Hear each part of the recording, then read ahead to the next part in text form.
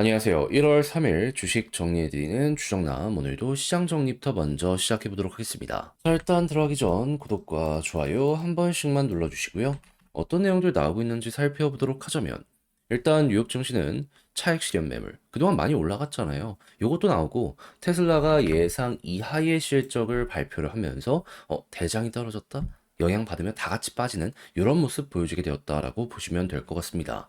일단 테슬라에 대한 부분 조금만 자세히 말씀드리면, 일단 4분기 기준 49만 5천 대라고 하는데, 좀 관심 있게 봐야 되는 건 1년치 했을 때 22년보다 23년이 조금 실적을 덜 뽑아냈다. 판매 대수 보면 이때가 180만 대 이 정도였는데 여기서 178만 대 팔았다고 합니다. 근데 몇몇 분들은 얘기하시겠죠. 2만 대밖에 차이 안 나지 않냐.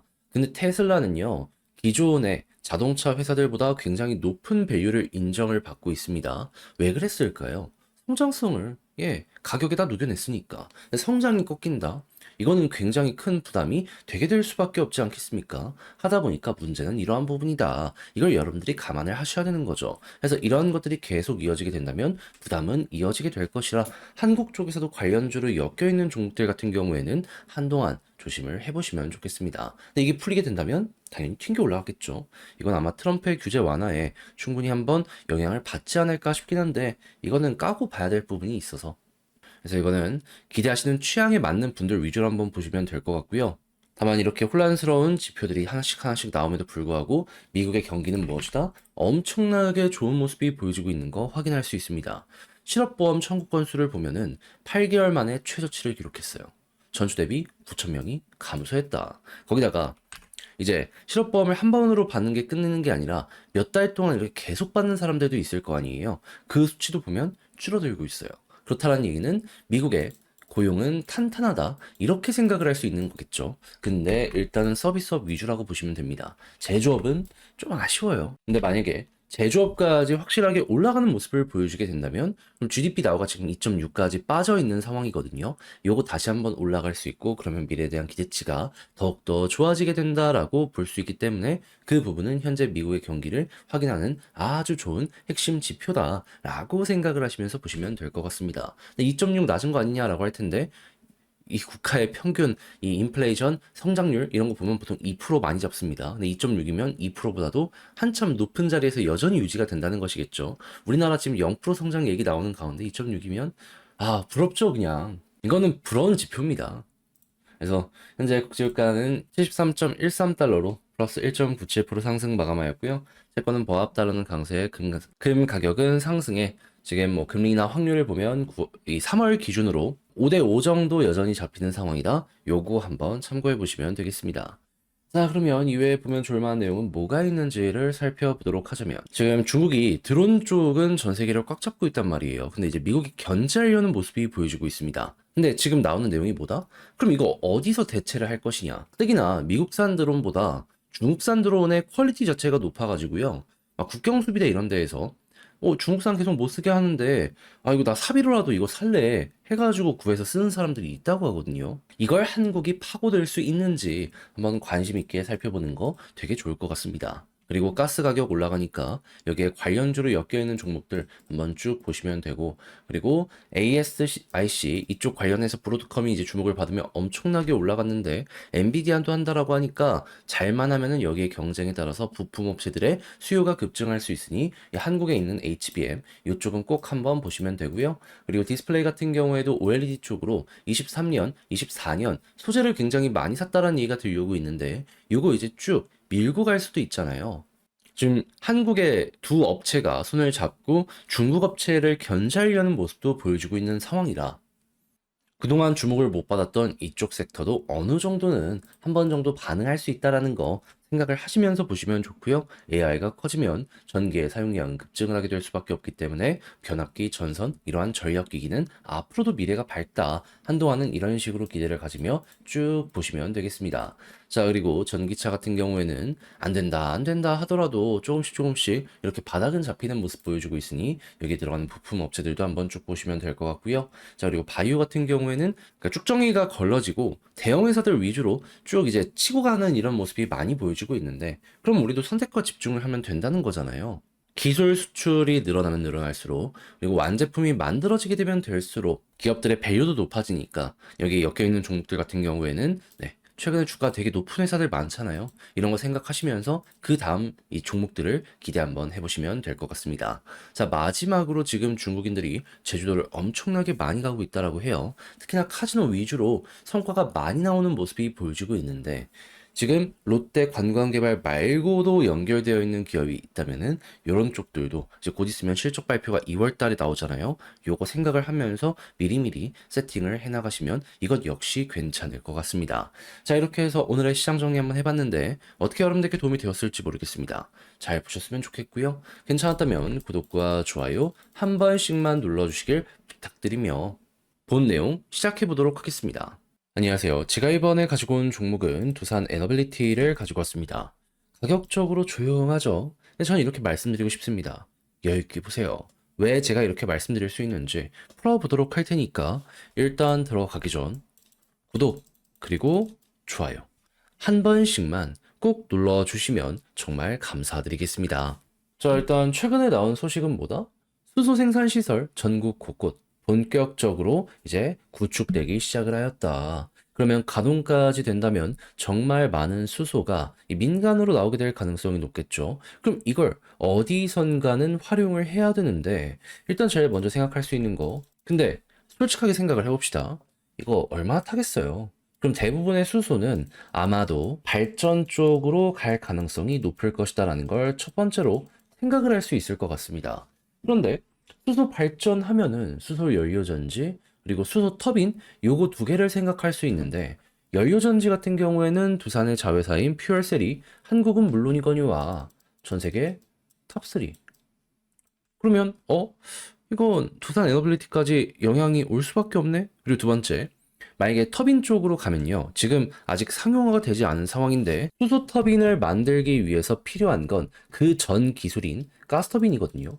근데 가스터빈은 전 세계에서도 5군데만 이 상용화를 한 이러한 기술력이거든요. 근데 우리나라에선 이 두산이 유일해요.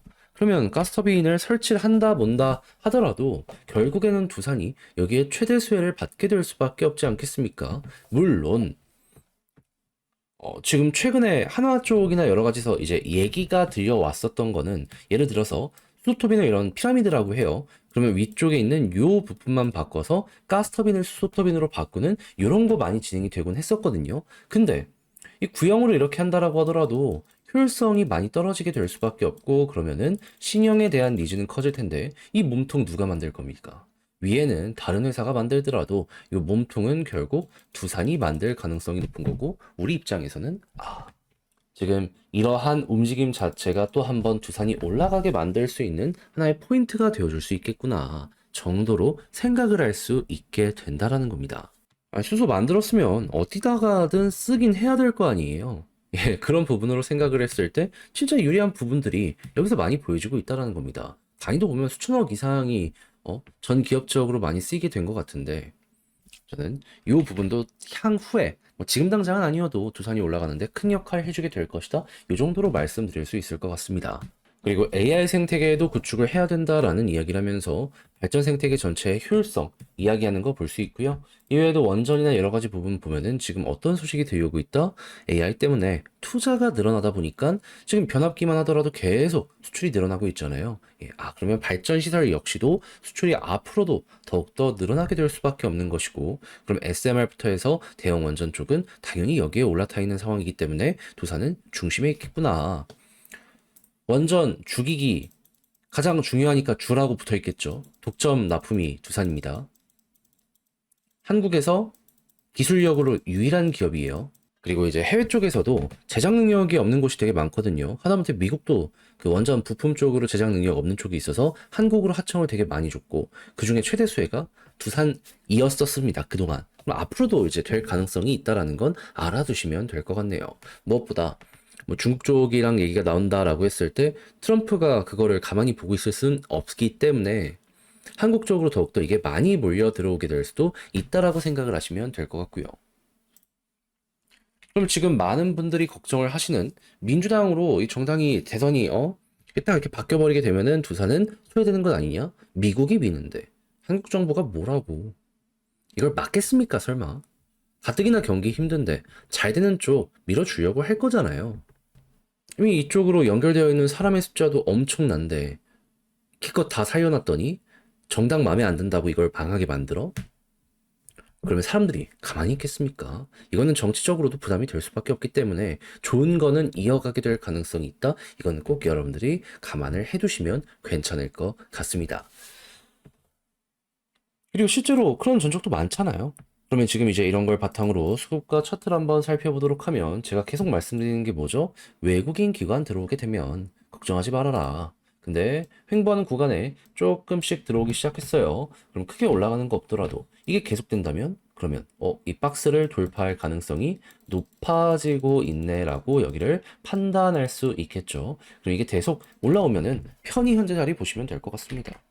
여유 있게. 그런 다음에 여기서 이제 올라간다라고 하면은 볼린저 상단이 1차적인 목표인데 근데 여기를 찍고 돌파하는 모습이 보여지게 된다면 그러면 그 다음 우리 목표는 60일선이 될 겁니다.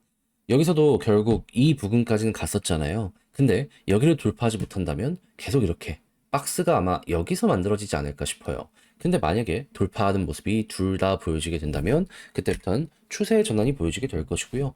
여기 확실하게 예시가 있잖아요. 이렇게 또 한 번 갈 수 있겠구나 생각을 하시면서 여기서 추가적으로 한 번 더 추세가 잡히는 거 보시면 되겠습니다. 이에 대한 예시는 여기서도 참고를 해볼 수 있을 것 같네요. 그리고 나서 이제 여기를 돌파하게 된다면 그 다음 우리의 목표는 어디다? 21,000원이다. 왜? 물려있는 개미가 너무 많거든요. 본전 오면은 정리하고 싶어 할 거 아니에요. 그 물량 받아내는데 시간이 좀 많이 걸리다 보니까 이건 어쩔 수 없다라고 생각하시면 될 것 같아요. 대신 여기를 만약에 소화를 완료하게 된다면 이 다음 스텝이 이제 23,500원에 있는 저항이거든요. 근데 되게 오랜 시간 동안 이 물량 받아냈잖아요. 소화시켰잖아요. 그러면 이 이상으로부터는 조금 더 쉽게 과거에 이제 힘들었던 것보다 난이도 낮게 이 올라가는 모습 보여주게 되지 않을까. 그럼 수급 좋으면 계속 가는 거죠. 그래서 이제 어떻게 보면 여기가 굉장히 좀 힘든 구간이 되었지만 반대로 돌파만 한다면 그 무엇보다 좋은 구간이 될 것이다 정도로 생각을 하시며 여기를 일단 보시고 그 다음은 그때 가서 또 한번 다뤄보는 식으로 해서 접근 한번 해보시면 될 것 같습니다. 자, 그럼 지금 본 걸 바탕으로 글로 쓰면서 영상 마무리 짓도록 하자면 첫 번째, 뉴스를 봤을 때보다 수소 생태계가 굉장히 빠르게 오고 있는데 이거는 우리 입장에선 엄청나게 좋은 상황이다. 원전 같은 경우에도 뭐 변압기 매출이나 여러 가지를 봤을 때 지금 굉장히 만족하면서 볼 수가 있고 그러다 보니까 정당 이슈가 나온다라고 하더라도 돈 되는 쪽은 꾸준하게 밀어주게 될 수밖에 없기 때문에 그냥 따라가면 된다. 그리고 수급을 봤을 때 외국인 기관 지금처럼 들어오면 좀 기대감 높아진다라고 보시면 되고요. 여기에서 이제 볼린저 상단과 61선을 동시에 돌파하게 된다면 21,000원 매물대 있는 데까지 쭉 한번 보고 여기마저 돌파하게 된다면 그때는 진짜로 센 거일 수도 있겠구나. 근데 수급이 안 좋다면 이때는 조금 조심을 해야 되는 것도 감안을 해두시면 좋겠습니다. 왜냐면 여기서 부담되니까 매도하는 사람들도 분명히 더욱더 많아진다라고 볼 수가 있는 거니까요. 수급으로 강하게 버텨주면 과거에 그랬던 것처럼 또 한 번 이 비슷한 케이스가 보여지게 될 겁니다. 자, 이렇게 해서 두산을 어떻게 봐야 되는지 한번 작성까지 해봤는데 도움이 되었을지 모르겠습니다. 괜찮게 보셨다면 구독과 좋아요 한 번씩만 부탁을 드리고요. 전 다음에 더 좋은 영상으로 다시 인사를 드리겠다라고 말씀드리며 이상 주식 정리해드리는 주정남이었습니다. 끝까지 시청해주셔서 감사드리고요. 여러분들 남은 시간 화이팅 하시길 바라며 내일 다시 뵙도록 할게요. 내일이 아니군요. 다음 주에 다시 뵙도록 할게요.